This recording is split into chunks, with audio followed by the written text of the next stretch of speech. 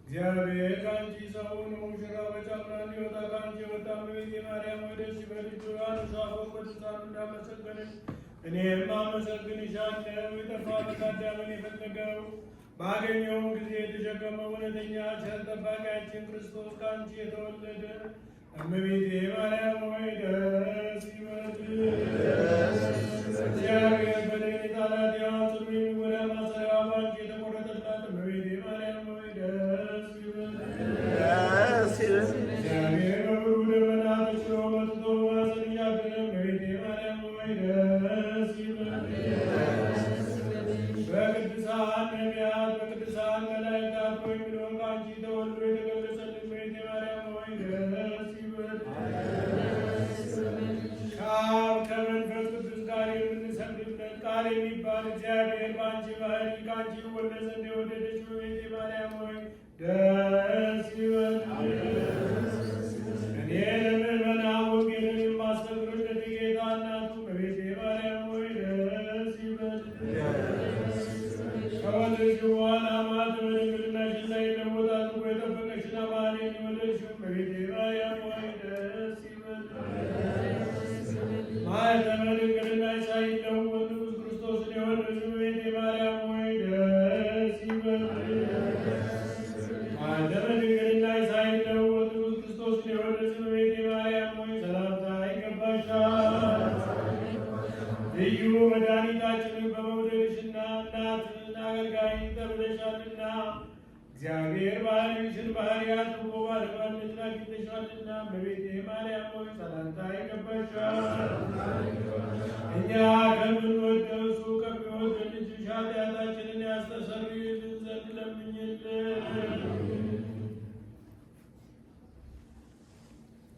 ልመናዋ ክብሯን በእኛ ለዘላለም በእውነት ይደርብንና አምላክን የወለደች በድንጋሌ ሥጋ በድንጋሌ ነፍስ ጸናች ክብርት እመቤታችን ያደረገችው ተአምር ይህ ነው። አምላክን የወለደች በድንጋሌ ሥጋ በድንጋሌ ነፍስ ጸናች ክብርት እመቤታችን በደብረ ምጥማቅ መገለጿ በተሰማ ጊዜ ሕዝቡ ሁሉ ከየአገሩ ተሰበሰቡ። ሁለተኛም ልዩ ከሚሆን ሕዝብ ይመጣሉ። ከእስላሞችም ከሌሎችም ወገን ግንቦት የሚባል ወር በገባ በ21 ወደ ከበረ ገዳም ይመጣሉ። ከሱም በየዓመቱ ሁሉ እስከ 25 ቀን ድረስ ይቀመጣሉ። አስቀድመን በተናገርነው በእነዚህ በ5ቱ ቀናት አምላክን የወለደች በድንጋሌ ሥጋ በድንጋሌ ነፍስ ጸናች ክብርት እመቤታችን በድንኳን ውስጥ ሳታቋርጥ ትገለጽላቸው ነበር።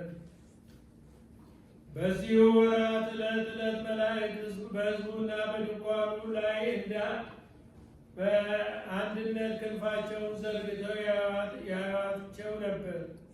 5ቱ ዕለታት እስኪፈጸሙ ድረስ ባለፈው ቀን በቀኑ ሕዝቡ ይጨምሩ ነበር። ገዳሙም አልበቃቸውም ነበር። ነገር ግን ድንኳናቸውን በገዳሙ ዙሪያ ይተክሉ ነበር። የሰፈራቸውም አደባባይ ወደዚህ ገዳም ከመጣው ሕዝብ ብዛት የተነሳም ለዓይን እስከ እስከሪር ድረስ ሰፊ ሆኖ ነበር። አምላክን የወለደች በድንጋሌ ሥጋ በድንጋሌ ነፍስ ጸናች ክብርት እመቤታችን ያን ጊዜ ትገለጽ ነበር። ሰዎችም ሁሉ ያዩዋት ነበረ። አክሊላቸውንና ቆባቸውንም ከራሳቸው ላይ ያወርዱ ነበር። ማረማቸውንም አምላክን ወደ ወለደች በድንጋሌ ሥጋ በድንጋሌ ነፍስ ወደ ጸናች ክብርት እመቤታችን ይወረውሩ ነበር። ከእሳቸውም የወደደችውን 1 ሰዓት ወይም 2 ሰዓት ያህል በእጇ ይዛ እየባረከች መልሳ ወደ ታች ትጥልላቸው ነበር። ማረሙን ወይም አክሊሉን ወይም ቆቡን ቢሆን በጣለችው ጊዜ በፍጹም ተድላ ደስታ ይደረጋል።